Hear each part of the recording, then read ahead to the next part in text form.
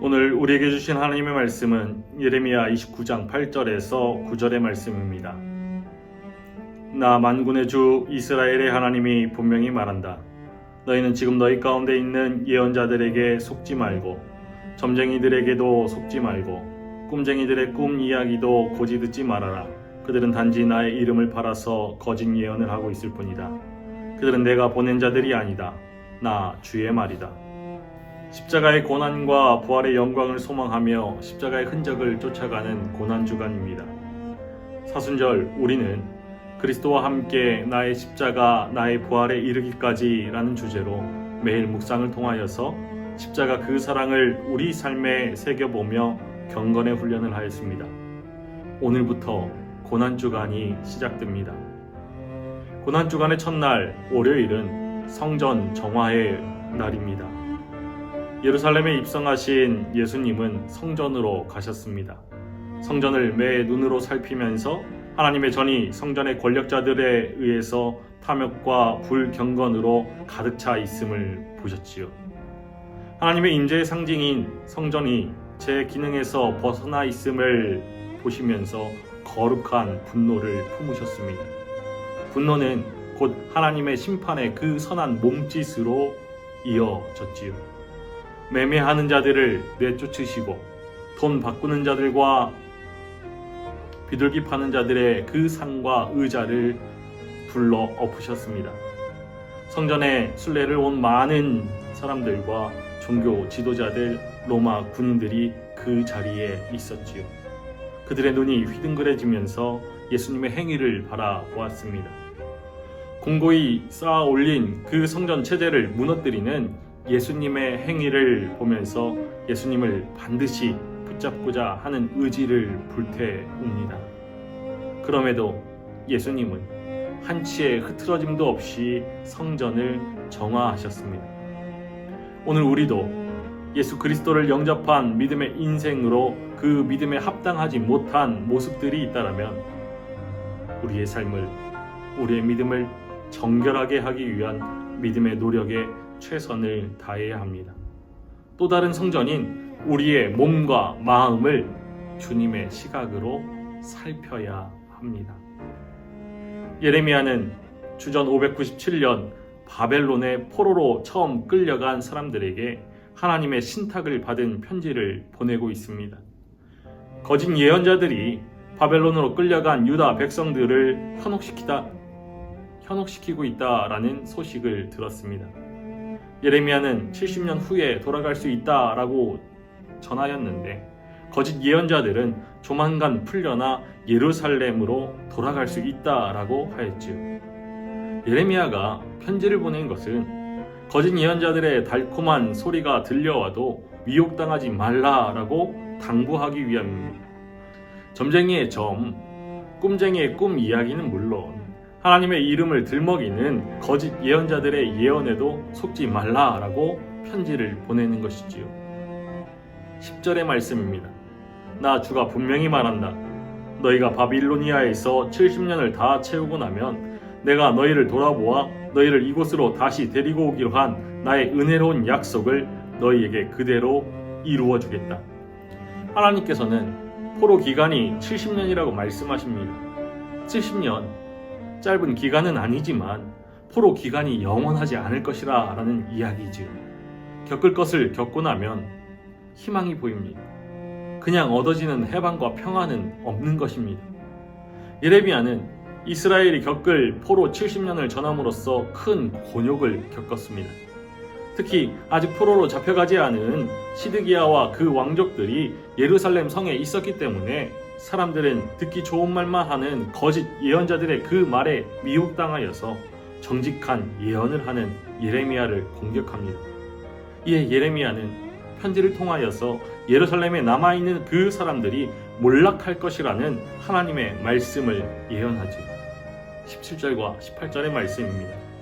만군의 여호와께서 이와 같이 말씀하시되 보라 내가 칼과 기근과 전염병을 그들에게 보내어 그들에게 상하여 먹을 수 없는 몹쓸 무화과 같게 하겠고 내가 칼과 기근과 전염병으로 그들을 뒤따르게 하여 그들을 세계 여러 나라 가운데 흩어 학대를 당하게 할 것이며 내가 그들을 쫓아낸 나라들 가운데서 저주와 경악과 조소와 수모의 대상이 되게 하리라.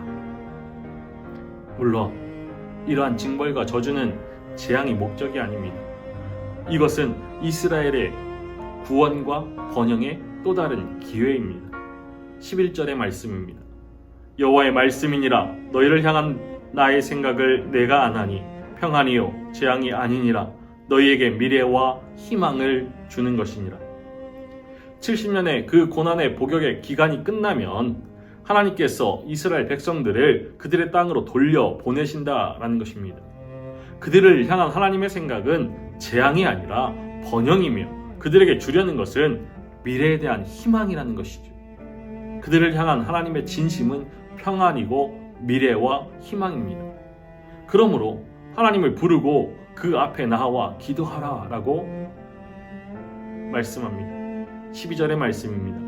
너희가 내게 부르짖으며 내게 와서 기도하면 내가 너희들의 기도를 들을 것이요. 다른 신에게로 다른 우상에게로 가지 말고 여호와 하나님을 온전한 마음으로 찾고 만나라는 것입니다.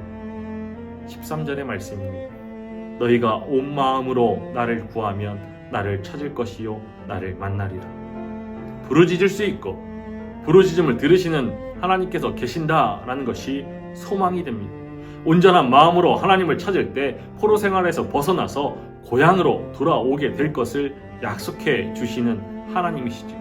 우리 14절의 말씀을 함께 읽어보겠습니다. 이것은 여호와의 말씀이니라. 나는 너희들을 만날 것이며 너희를 포로된 중에서 다시 돌아오게 하되 내가 쫓아 보내었던 나라들과 모든 곳에서 모아 사로잡혀 떠났던 그곳으로 돌아오게 하리라. 이것은 여호와의 말씀입니다. 우리가 지금 어떠한 소리에 귀 기울이고 따라가느냐에 우리의 인생이 달라집니다. 우리가 듣는 이야기, 우리가 걸어갈 길이 복음이 아니고 십자가의 길이 아니라면 그 이야기나 그 길은 우리가 따라가야 할 것이 아니지요. 영원한 생명에 이르는 길, 그 길, 진리는 오직 예수 그리스도입니다. 우리가 이 땅에서 참 생명의 삶을 살아가고 평안과 기쁨을 누리는 길은 예수 그리스도의 음성을 듣고 그에게로 나아가는 것입니다. 예수 그리스도의 구원의 복음에 귀 기울이고 예수 그리스도의 십자가의 길을 걷는 것, 이것이 우리의 생명의 근원이고 평안의 근원입니다. 어렵고 힘든 시기입니다. 마음을 둘 곳을 찾지 못하고 우리의 삶의 안정을 이룰 길이 없어 보입니다. 이러한 때일수록 우리는 하나님의 음성에 민감하게 귀를 기울여야 합니다. 재앙이 아니라 평안을 주시고자 말씀하시는 그 사랑의 음성에 귀를 기울이고 우리의 삶을 다시 한번 믿음으로 올곧게 세워야 하죠. 성령이 거하시는 전으로 우리의 삶의 헛된 것들을 내어버리고 온전한 마음으로 구원의 하나님을 찾고 만나야 합니다. 신앙은 역설입니다. 심판의 하나님은 구원의 하나님, 사랑의 하나님이십니다. 하나님께서 우리의 삶에 심판이 아닌 샬롬, 평안을 주시고자 하십니다. 심판과 함께 구원을 예비하신 십자가의 그 사랑을 기억하고 우리의 삶을 그 앞에 내려놓고 샬롬의 미래를 향한 한 걸음 한 걸음을 오롯이 나아갈 수 있는 복된 하루이시기를 간절히 소망합니다. 살아계셔서 우리를 위해 이 땅에 오시고 십자가의 죽음을 맞이하신 구원의 주 하나님, 우리의 삶에 베풀어 주시는 놀라우신 그 사랑을 기억하면서 주님 앞에 섭니다.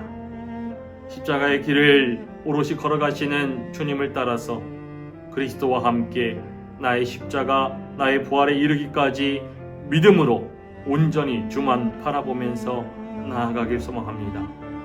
소망을 둘 곳 없는 아픔의 이 현실 가운데 우리의 삶의 미래와 평안을 예비하시는 하나님이심을 고백하면서 오직 하나님만 갈망하고 오직 하나님께만 소망을 둘 수 있는 우리가 되게 하여 주옵소서. 심판이 아닌 샬롬을 주시는 사랑과 공의와 생명과 평화의 하나님을 더욱 의지하게 하시고 주님을 따라 믿음의 길을, 생명의 길을, 진리의 길을 걸어가는 주의 제자 되게 하여 주옵소서. 영적 순례자로 우리의 삶을, 주님이 거하시는 성전을, 내면의 성소를 정결케 하여서 주님 보시기에 합당한 믿음으로 온전한 마음으로 십자가의 길을 걸어가는 이 한날 되게 하여 주옵소서. 우리 주 예수 그리스도의 이름으로 기도하옵나이다. 아멘.